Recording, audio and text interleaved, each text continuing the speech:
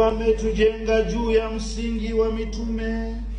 Tunamwomba Mungu akubariki kwa maombezi ya mitume Petro na Paulo na watakatifu wote.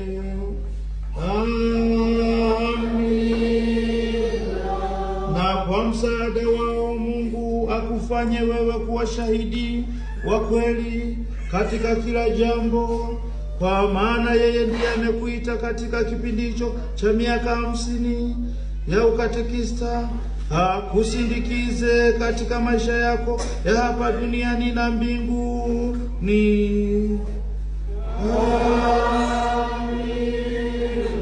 Na baraka yake Mungu Mwenyezi, ya Baba na Mwana na Roho Mtakatifu ikushukie na kukaa nawe daima. Amen. Nendeni na amani.